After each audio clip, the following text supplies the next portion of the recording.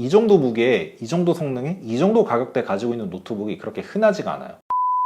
여러분 안녕하세요. 반갑습니다. 기술지원TV의 기술지원입니다. 이번 시간에는 이전에 언박싱했던 에이서 스위프트 3 노트북의 사용기를 들려드리도록 하겠습니다. 시작하기에 앞서서 저는 이 노트북을 주로 회사 업무용으로 사용을 했습니다. 미팅, 화상회의, 내부 회의 등을 진행을 할 때 이 노트북을 주로 사용을 했고요. 주말에는 대본 작성 같은 그런 간단한 용도로 이 노트북을 주로 활용을 했습니다. 물론 요즘은 시국이 시국인지라 주로 집에 많이 썼지만요. 어쨌든 저는 이걸로 게임이나 영상 작업 같은 그런 하단 용도로 사용을 하지는 않았고 문서 작업, 웹서핑, 화상 미팅 같은 그런 간단한 용도로만 사용을 했다는 점 참고해 주시면 감사하겠습니다. 장단점을 말씀드리기 전에 많은 분들께서 궁금해하셨던 성능에 대해서 한번 말씀을 드리도록 하겠습니다. 특히 이 게임 돌아가요? 저 게임 돌아가요? 라는 그런 댓글들이 많이 있으셔서 그거에 대한 답변 먼저 하고 시작을 하도록 하겠습니다. 이 노트북의 CPU는 라이젠 5 4500U가 탑재되어 있습니다. 인텔로 따지면 i5급인데 6코어 6스레드를 자랑하죠.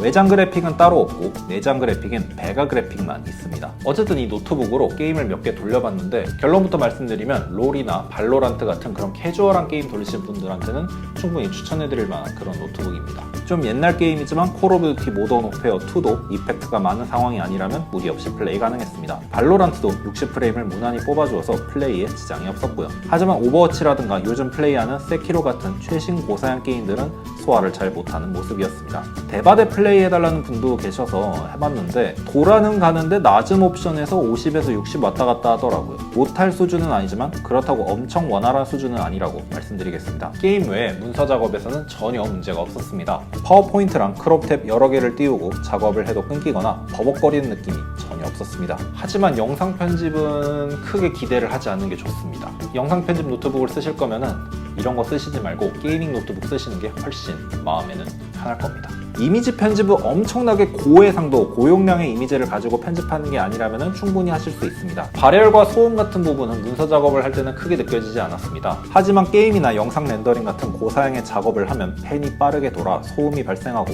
키보드 위로 발열도 올라오는 편이었습니다. 게임을 이걸로 오래 하면 손가락이 뜨끈해질 정도더라고요. 혹시나 이걸로 빡겜 돌리실 분들이 있으시다면 생각을 해보시기 바랍니다. 안 되는 건 아니지만 노트북을 오래 쓰는 데는 전혀 도움이 되지 않습니다.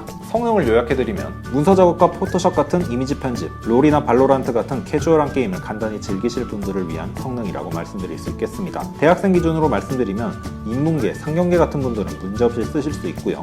공대생들 중에서 3D CAD나 카티아 같은 엄청 복잡한 거 하시는 분들이 아니라면 매틀랩이나 CAD 같은 간단한 프로그램 돌리는 용도로는 충분할 것으로 예상됩니다. 하지만 예체능, 특히 색감을 다루시는 분들에게는 비추드립니다. 이유는 나중에 말씀을 드릴게요. 성능에 대한 부분은 여기까지 말씀을 드리고 지금부터는 이 노트북을 쓰면서 좋았던 점을 말씀을 드리도록 하겠습니다. 첫 번째는 무게입니다. 우선 이 노트북은 1.2kg라서 들고 다니는데 부담이 적었습니다. 크로스백에 넣고 다녀도 어깨에 가해지는 압박이 적은 편이었고요. 이 정도면 대학생분들은 정목책 한두 권 정도 넣고 백팩 메고 다녔을 때 메고 다닐 만한 수준이라고 보시면 됩니다. 직장인분들, 특히 영업이라든가 미팅을 많이 하신 분들은 충분히 들고 다닐 만한 무게입니다. 물론 이것보다 훨씬 가벼운 노트북들이 정말 많지만 그래도 이 정도 무게면 와 진짜 가볍다 까지는 아니더라도 와 가볍다 정도는 된다는 거죠. 두 번째는 얇은 베젤입니다.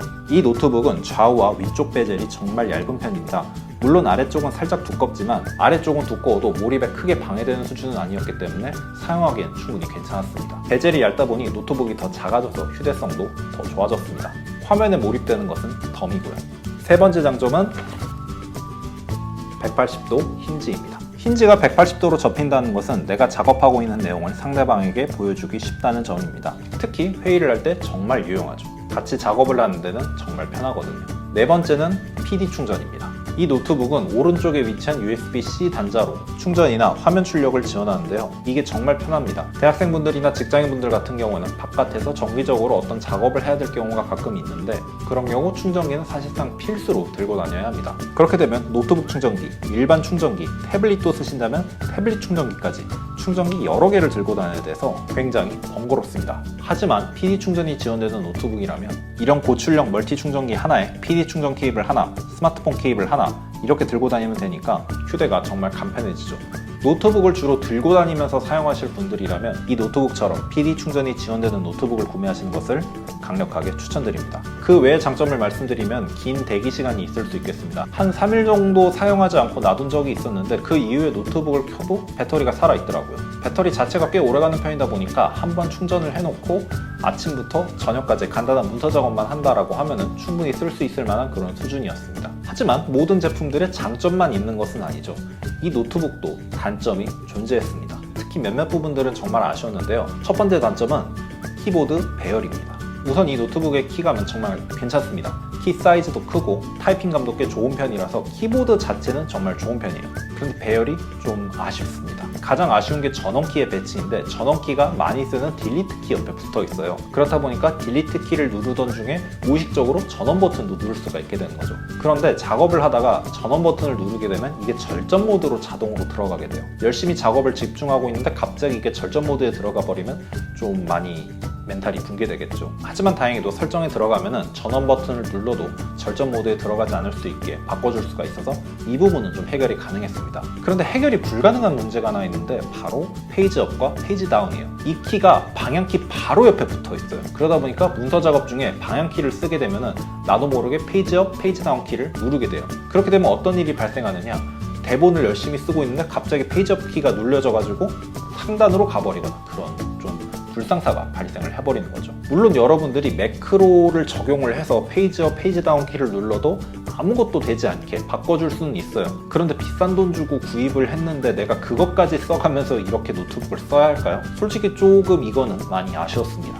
두 번째는 한 손으로 열리지 않는 힌지입니다. 힌지가 이게 한 손으로 열기가 굉장히 힘들어요. 이 노트북을 열 때는 이렇게 한쪽을 받치고 이렇게 열어줘야 됩니다. 급한 상황에서 한 손으로 열고 싶은데 굉장히 불편해지는 거죠. 밑에 어떻게든 받치고 이걸 열어야 되니까요. 아무래도 180도 힌지를 적용을 하려다 보니까 이게 좀 뻑뻑해진 것 같은데 그러다 보니까 한 손 열기가 안 되는 그런 불상사가 발생한 거죠. 생각보다 이런 거 많이 따지시는 분이 있으신데 구매하실 때 이런 부분 꼭 참고하시기 바랍니다. 세 번째 단점은 재질입니다. 이 노트북은 알루미늄을 사용하고 있어요. 근데 알루미늄이 좀 무슨 호일 같아요. 되게 흠집이 잘 납니다. 물론 이 노트북이 호일 같은 그런 내구성을 가지고 있는 건 아니지만 흠집은 정말 잘 납니다. 제 노트북만 하더라도 테두리에 약간 살짝 팽인 그런 흠집이 나 있는데 제가 이전에 쓰던 노트북은 이런 적이 한 번도 없었거든요. 근데 이 노트북은 좀 그런 일이 벌써 발생하니까 좀 아쉽더라고요. 물론 이해가 안 되는 건 아니에요. 이 노트북이 1.2kg라는 그런 가벼운 무게를 가지고 있다고 했잖아요. 그렇게 가벼운 무게를 어떻게든 조금 이뤄내려다 보니까 재질을 약간 좀 약한 걸로 만들지 않았나 싶은 그런 생각이 듭니다. 그리고 그런 재질 때문에 생기는 또 다른 문제가 이 노트북의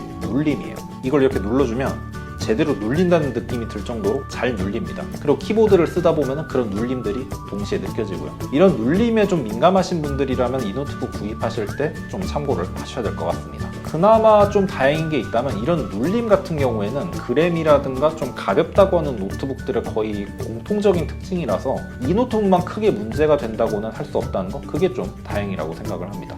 네 번째는 화면입니다. FHD의 IPS 화면인데 이것만 봤을 때는 정말 좋은 스펙이 맞아요. 근데 색감이 조금 뿌였습니다. 조금 잔인한 비교기는 하지만 정말 좋은 디스플레이를 자랑하고 있는 맥북과 비교했을 때 진짜 오징어가 된 것처럼 되게 색감이 안 좋고요. 그러다 보니까 다양한 색상 작업을 해야 되는 학생들이라면 이 노트북을 사용하기에는 조금 부족함이 있지 않을까 싶은 그런 생각을 해봅니다. 밝기도 막 그렇게 엄청나게 밝은 편이 아니라서 보는데 조금 아쉬운 점이 있었고요. 그래도 이 노트북 같은 경우에는 180도로 젖혀도 노트북 화면이 갑자기 달라지던가 하는 그런 시야각 문제는 없습니다. 시야각은 IPS답게 꽤 괜찮더라고요.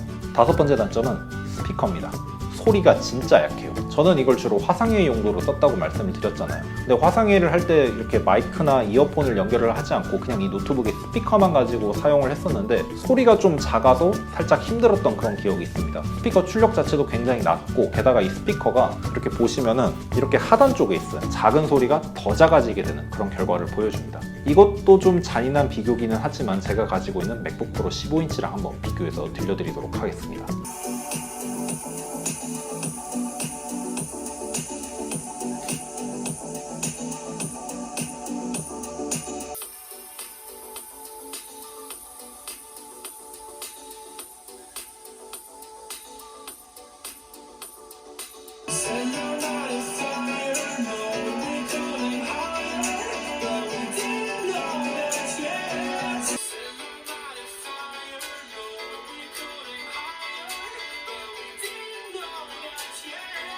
그 외에 또 단점을 꼽자면은 마감이 살짝 좋지 못해서 도색이 벗겨지는 문제가 발생한다는 거. AS가 삼성이나 LG만큼 그렇게 전국 곳곳에 있는 게 아니라서 AS를 받기가 조금은 불편하다는 점. 그리고 마지막으로 다소 부족한 단자를 조금 소소한 단점으로 꼽을 수 있겠습니다.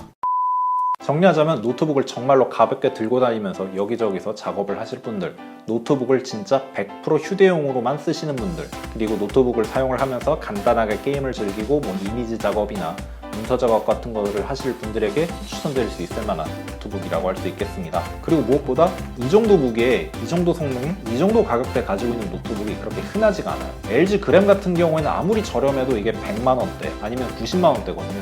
근데 성능이 이것보다 안 나옵니다. 물론 무게는 그게 훨씬 가볍기는 하지만 성능 면에서 많이 아쉬움이 있죠. 근데 이거는 성능도 좋고 무게도 들고 다니기엔 준수하고 꽤 가성비가 좋은 노트북이라고 저는 생각을 합니다. 그러니까 그램을 사기에는 부담되고 그런데 가볍게는 들고 다니고 싶고 하시는 분들에게 이 노트북 추천드릴 수 있을 것 같습니다.